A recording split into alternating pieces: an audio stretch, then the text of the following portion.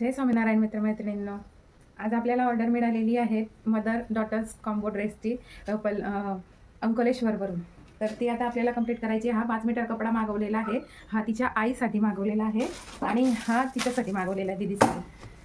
तर आता हे मिशोची ऑर्डर आहे आणि जर तुम्हाला हा कपडा पाहिजे असेल तर तुम्ही कमेंट करून मला नक्की सांगा की तुम्हाला पाहिजे असेल, तर मी तुम्हाला लिंक शेअर करेन. आणि माझ्या स्टेटसला पण लिंक लावलेली असते आणि इंस्टाग्रामला पण स्टेटसला लावलेली असते, स्टोरीला माझ्या. तर तुम्ही बघू शकता. मी हे कट करते.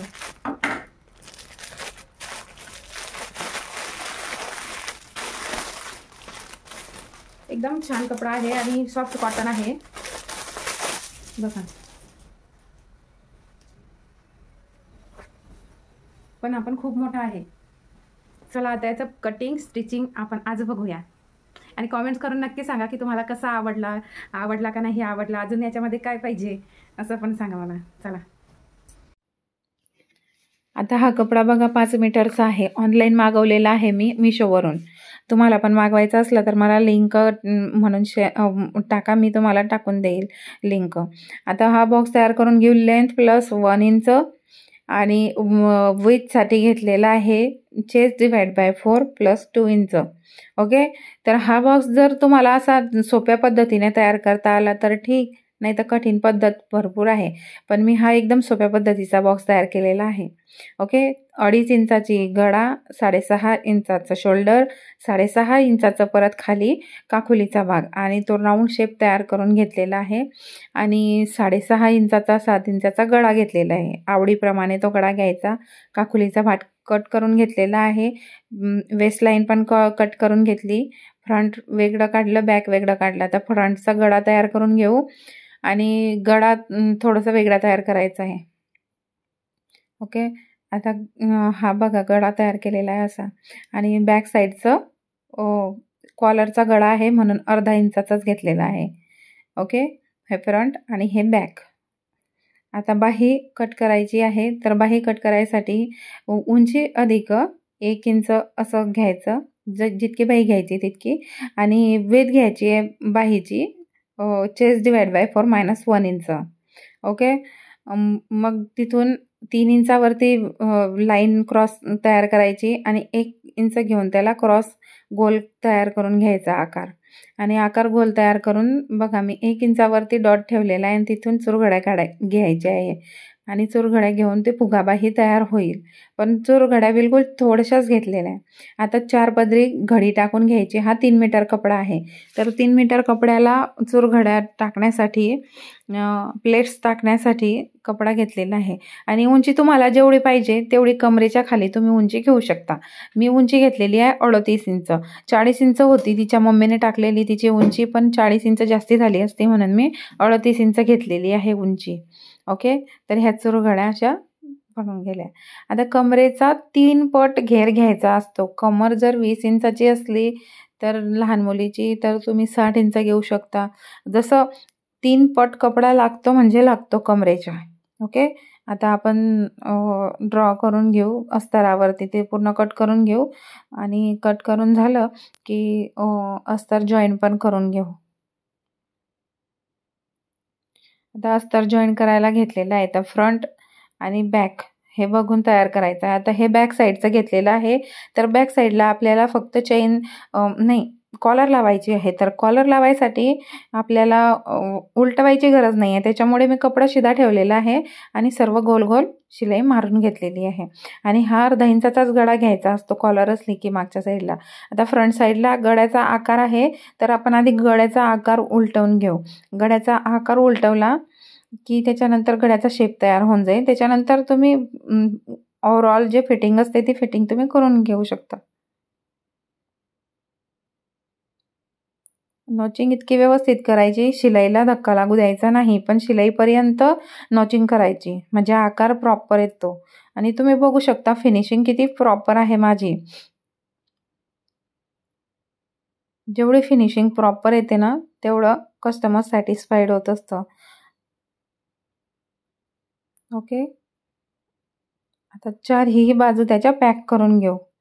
फक्त गळ्याला शिलाई मारली आणि तो उलटवून घेतला आणि त्याच्यानंतर आता फ्रंटच्या साईडनं पूर्ण उलटवून घेतलेला आहे. त्याच्यावरती पूर्ण गोल गोल जेवढं भाग आहे तेवढं शिलाई आपण करून घेतलेली आहे. ओके. आणि जे साईड आउट ऑफ जे कपडा आहे तो कट करून घ्यायचा लेव्हलनुसार. आता बघा तुम्ही फिनिशिंग. आता आपल्याला डाच टाकायचा आहे, तर डाच आहे ना वरतून 10 इंच येईल असं घ्यायचं. जर उंची कमी असली, आडे कमी असले तर ॲपेक्स पॉईंट तुम्ही 9.5 पण घेऊ शकता. तुमच्या इच्छावरती असतात. चेस्ट पॉईंटचा जो वरचा उचकलेला भाग असतो ना आपला, त्या पॉईंटला ॲपेक्स पॉईंट म्हणत असतात. तर ॲपेक्स पॉईंट घेतला की त्याच्यावरती आपला डाच येतो तयार करायचा.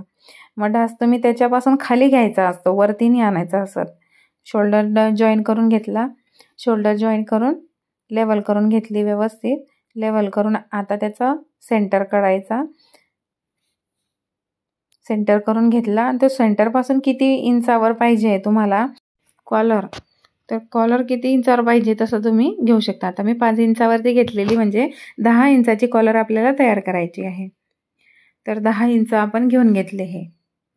10 इंच, त्याच्यात 1 इंच मार्जिन घेतला. एका साईडनं अर्धा इंच आणि एका साईडनं अर्धा इंच, म्हणून आपण त्याला डबल कपडा ठेवून घेतला आणि त्याला कट करून घेतला. आणि आता तो आपण पूर्ण शिवून घेऊ. त्याला शिवून घेतला. अर्धा इंच इकडनं अर्धा इंच तिकडनं मार्जिन ठेवून आपण शिवून घेतो. आणि दोन्ही पण पूर्ण शिवून घेतले. त्याच्यानंतर त्यांना नॉचिंग करून कट करायचं. आणि कट करून उलटवायच्या आधी एक बाजू कोणती पण उलटवून घ्यायची. 5 इंच शिलाई, म्हणजे 0.25 इंच इतकी शिलाई घ्या आणि ती हे करा. नॉचिंग केलं. नॉचिंग पूर्ण मशीनची शिलाई असते त्या शिलाईपर्यंत नॉचिंग करायची. आणि बघा उलटवून घ्यायचं. हे उलटवलं की मग तुम्ही ड्रेसला ते जॉईन करून घ्यायचं. त्याचा सेंटर करायचा. सेंटर केला की नॉचिंग करायची, नाही तर खून करायची पेनानं किंवा मार्करनं, खडूनं. आणि त्याच्यानंतर हे आउटर जी शिलाई आहे ती शिलाई टाकून घ्यायची.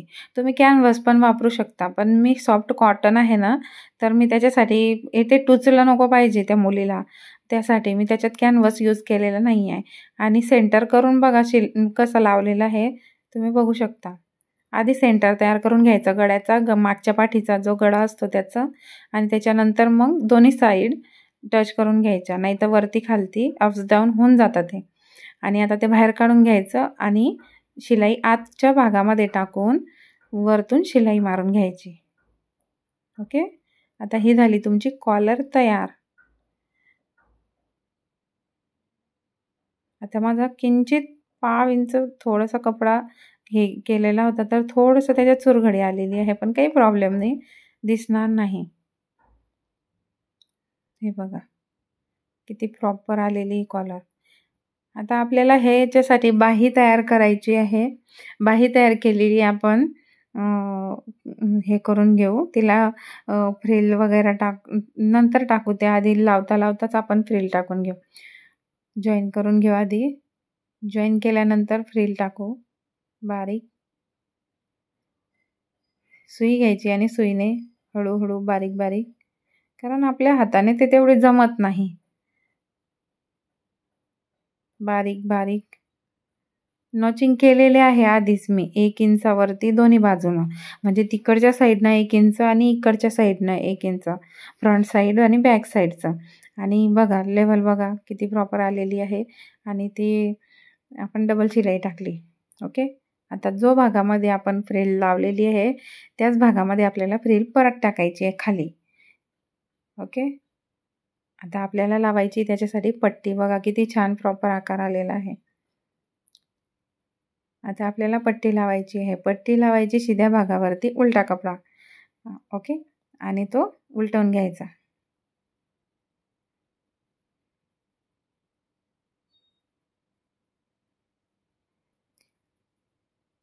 आता दुसऱ्या भागाला पण असंच करायचं आहे आणि दुसऱ्या भागाला तसं करून परत आपल्याला फिटिंग द्यायची आहे. आणि फिटिंग केलं की झालं. खालच्या साईडने पण शिलाई करून घ्यायची आणि तुमचा ड्रेस तयार होऊन जाईल. ओके.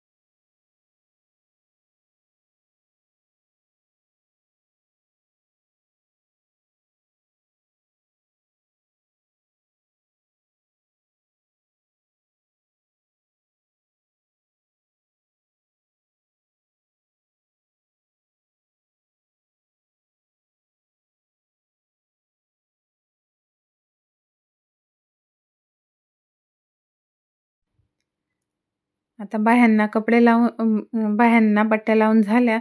आता आपल्याला लावायचं आहे फ्रिल. तर फ्रिलसाठी 2 इंच 1.5 इंच कपडा तिकडे सोडून द्यायचा आणि मग फ्रिल लावत घ्यायची, कारण तो फिटिंगमध्ये जातो. मग ती फ्रिल पण फिटिंगमध्ये जाते. मग आपल्याला ते काही कामा येत नाही. तर मग फ्रिल 1-1 इंचाच्या पाऊण 0.75 इंचाच्या तुम्ही फ्रिल्स टाकून घ्या आणि फ्रिल्स सारख्या आल्या पाहिजे, लहान मोठी आली नको पाहिजे. आणि त्याच्यावर डबल शिलाई करून घ्या. बघा किती सुंदर दिसतंय. आता दुसऱ्या साईडने पण लावून घ्यायची. दुसऱ्या साईडचा कपडा घेऊन 1-1.5 इंच सोडून पुढे करायची फ्रिल तयार. ओके. आणि पूर्ण तयार झाली की मग आता खालच्या बाजूनं आपल्याला प्लेट्स, जो घेर आहे त्याची प्लेट्स वाकवायची आहे, म्हणजे त्याचे गोट व्हायचे आहे. ते झालं की आपला ड्रेस तयार झाला. ओके.